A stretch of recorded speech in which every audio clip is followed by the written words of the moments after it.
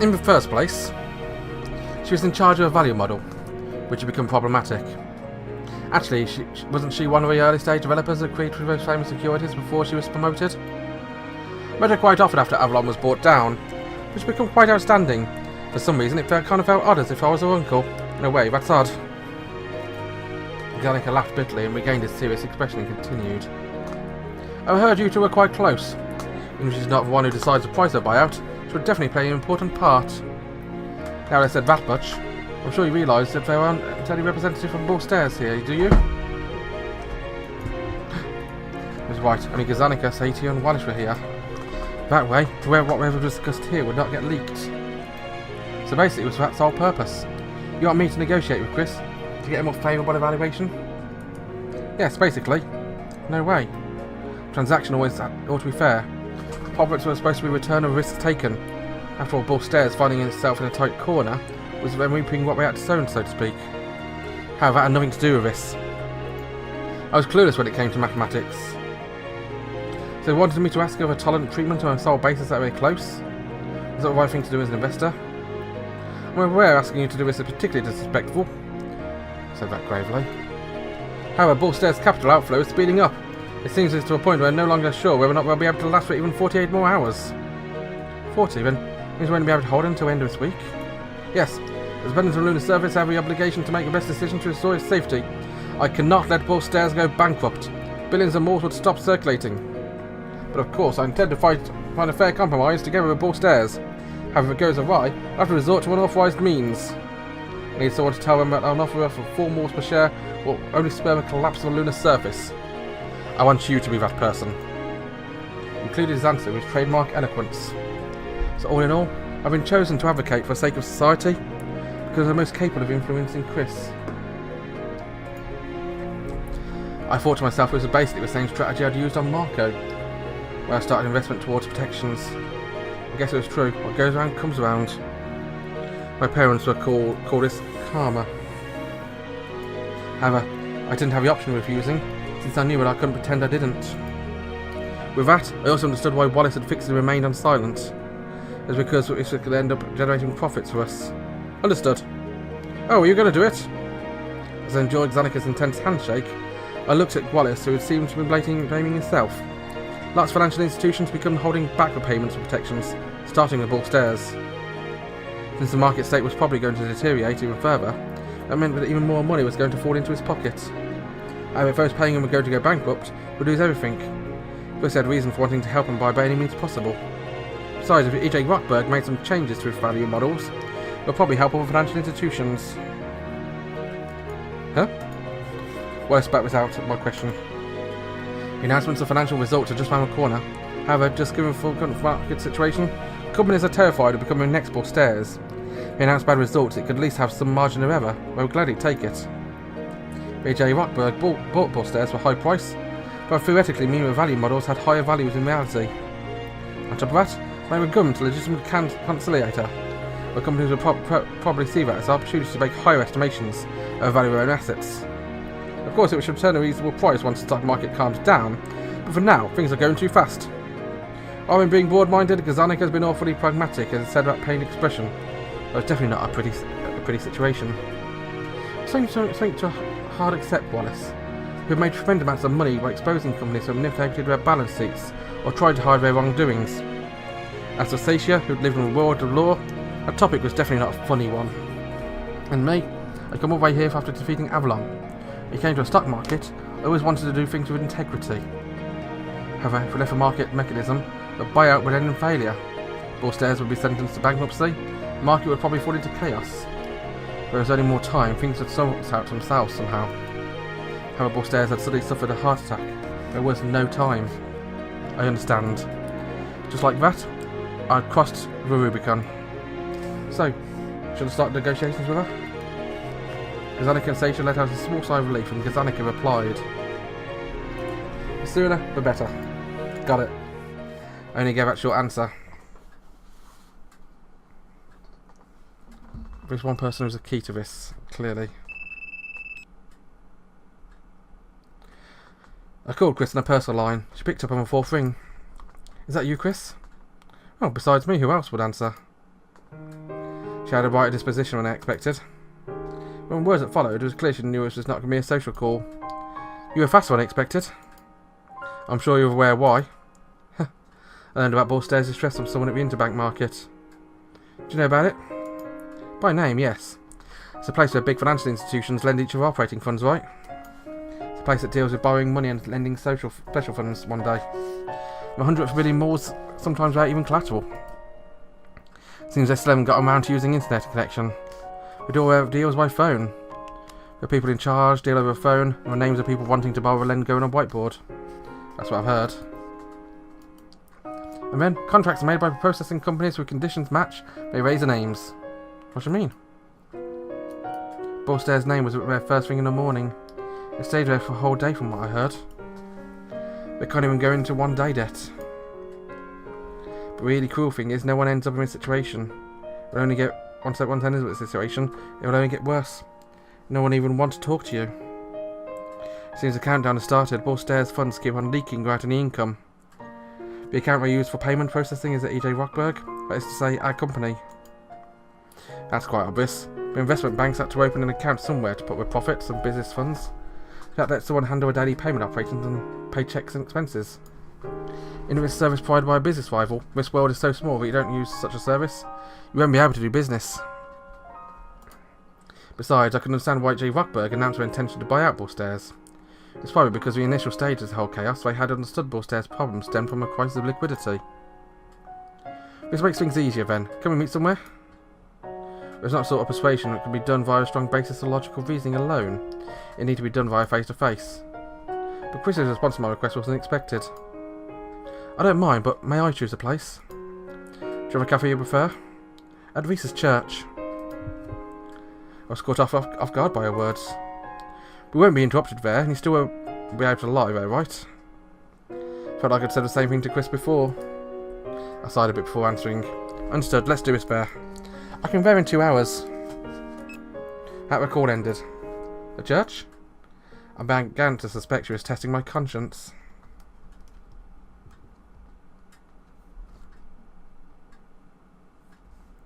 I hesitated over contacting Reese, but in the end I went to a church without calling her.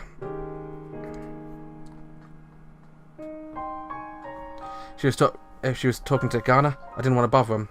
I knew where she hid a spare key, so there was no problem. As this thought crossed my mind, I noticed that a light was shining in the hallway and the door was already locked. Opening the door, I could see the living room beyond was on a hallway where a light shone. Chris? I called out to her but got no answer.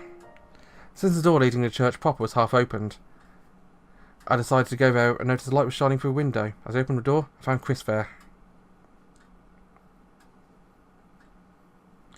Good evening. Chris was sitting in a pew. She sounded relaxed. She wasn't in a competitive mood, relaxed to the extent that it looked like she was convinced there was room for discussion. Hence, why she was so at ease. He came quickly. Yeah, I took a company car. Found myself looking around the church before speaking. Would it be advisable to look for any hidden microphones? I would never do such a thing. I'm sorry, that's a blushing face, it's so adorable. Chris said, puffing out her cheeks deliberately. She exhaled. She gave an embarrassed smile. But I have been warned a few times about this. Still, my words are merely those of an outsider, you know. No, I meant that I use microphones to record my words. The warning would be against you to try to take a commitment from me. I looked at Chris. It was obvious, but me calling Chris out like this meant forcing her to deal with pressure from a company. Sorry. No, it's nothing. He was a small sigh before sitting in another pew, lined up with Chris's, but at a distance. This when I noticed that Chris had a small paper bag next to her. What's that? Do you want to know? When she said it with a mischievous tone, I felt embarrassed. Chris chuckled before reading the contents of her bag. There, your share. Chris poured a small bottle of beer from a paper bag. So, you have trouble speaking sober? I thought you would, so... Oh, she was on to me. Chris looked amused and opened a bottle of opener. She took a bag, we threw her opener my way. As I opened my bottle, I thought across my mind which was taking the lead.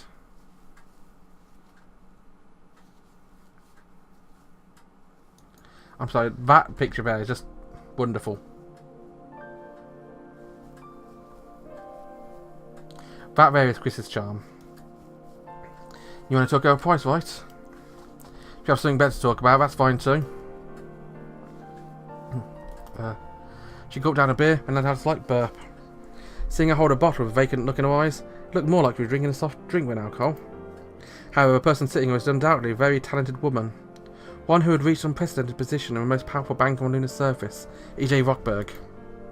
Just so you know, I don't have decisive authority to settle on a price. Of course I understand it. But... She drank one sip of beer, closing her eyes as she was trying to listen carefully to music, before letting a smile slip on her lips. I was the one who said 4. Are you using a typical technique I use in sulks? Negotiation technique where you give a price that's clearly too high or low, where bring it closer and closer to a price you want. It's a technique you often see in movies and soaks. That is, markets where colourful vegetables are lined up in street stalls. Well, there's a bit of that, but... so your true motives lie elsewhere. Yes.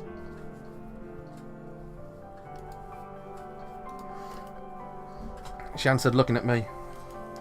Well, I say this as someone who trusts you, you know. She had the eyes of a cool-headed trader, one who can bring forth profits from figures of dancing on the screen like magic.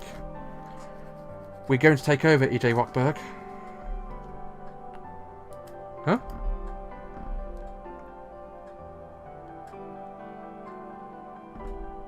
I thought I heard her wrong.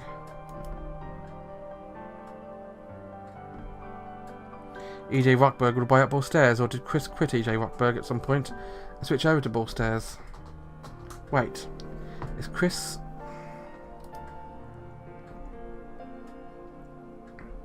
Chris chuckled as she looked at my dumbfounded expression, and she heaved a sigh and turned her gaze towards the inner part of the church. Take over E.J. Rockberg, with our team. Chris's gaze turned away from the altar back to me. She looked cheekily provocative, and completely innocent. A central figure of the lunar service, she called a big boss.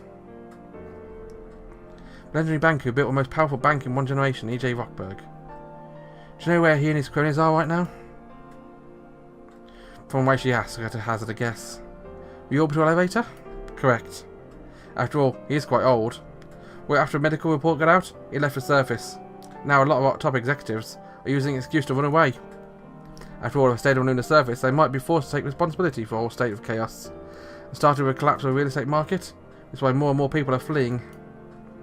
But that's the same reason why Bull Stairs VP came out and open. She was right. A critical moment where his own company might collapse or be bought out, but the CEO didn't show his face. It's physically impossible for him to show himself. That's the same was possible probably because he fell off the lunar surface when the medical report came out.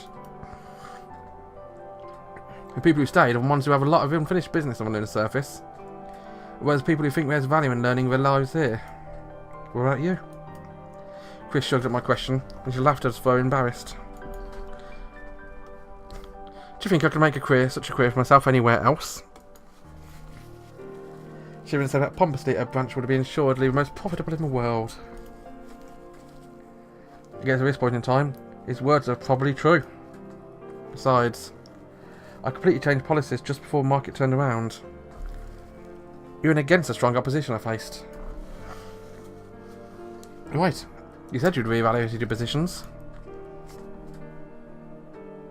It was terrible for me to leave the ones who'd bring in profit and switch the opposite direction. So your party who slipped in the very last chance was... So that huge purchase was yours, how right? Everyone's eyes popped right out of their heads when they saw that. As you might guess. They were wondering if you were crazy, but it was so cool. If we had been quite generous, going from our way with just 20% increase, someone wrested you away from us just like that, with 30%. And didn't stop there.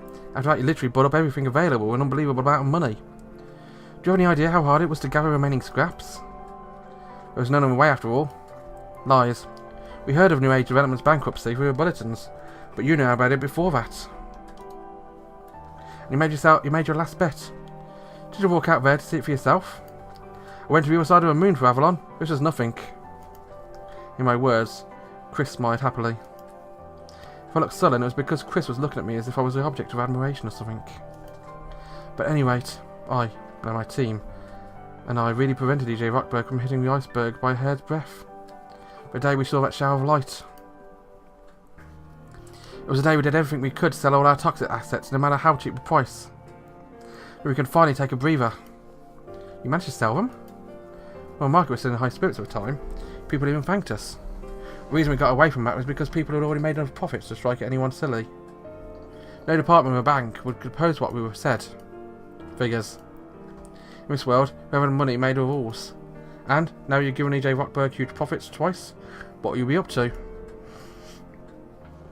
When working stock trading, sometimes you'd come across success that seemed to be the work of a god. At first you'd think you were just lucky. As time went on, you start to believe it was due to your own abilities. And in the end, even the most cool-headed person could end up thinking that. But they alone is some divine power to allow them to see through everything. Chris was softly chuckling at me, who retained some of her cuteness of 4 years ago. There was something in her face reminiscent of a ruler of the universe, looking down upon everyone. I'm thinking about re-asking the old guard, can't he take their leave? She discovered a core concept of the Holy Grail, a brilliant success in refining it into a product, then into a very attractive mountain of gold that attracted not only investors of lunar surface but the whole world. Without a doubt, this alone could be considered a success worthy in telling her grandchildren about. Not to mention, she probably earned herself a reward large enough to let herself kick back and relax until those grandchildren come along. Plus, along the way, she would stop the ABS engine while it was running at full power, managed to make it run in reverse to avoid running into a death. All in that span of a few days, when the market turned over, she raided the iceberg ahead of her, just barely scraping her nose on it. Truly a godlike display of evasive manoeuvres. I could only hazard a guess as to how great the maelstrom excitement was that must have swallowed E.J. Rockbird's own employees. This must have boosted Chris's confidence. That must have given an unthinkable sense of omnipotence. We could control the world. We were the only ones worthy of controlling the world. A coup d'etat, huh? The first step was absorbing Ball Stairs, huh? Yep. While our boss is gone, we proceeded with this buyout we could just be justified by request of the government. And now, we built a gigantic financial supermarket with our own hands. We created ABS. If we had Ball Stairs and a gigantic securities unit inside our company, we could have sold more of them, you know? Which make it much easier for us to do so. We changed the world into one that E.J. Rockberg boss won't be able to understand. You look like a real monster of capitalism, you know? Well, what do we call him, a new company? Leviathan or something? Was it delusion born from intoxicating success? She might be right, though. However, precisely because of huge players like E.J. Rockberg have been plotting to protect their success at all costs, they commit their major fault by not being present at a time of major change. If worst came to worst, it's possible everything would be decided when we're in the elevator and unreachable. After all, Ball Stairs CEO should become aware of everything once it was all decided. Whether or not the buyout proceeded smoothly, whether or not it failed and may announce a bankruptcy, by the time I discovered it, his former home would have already changed beyond recognition. Most likely not have a place there anymore. Chaos threatens order. The lack of order becomes the build of a new order. Chris silently took one more sip of beer, and spoke in a girlish tone. She'll speak next episode. But not in a girlish tone, because that'll be me speaking. Bye bye.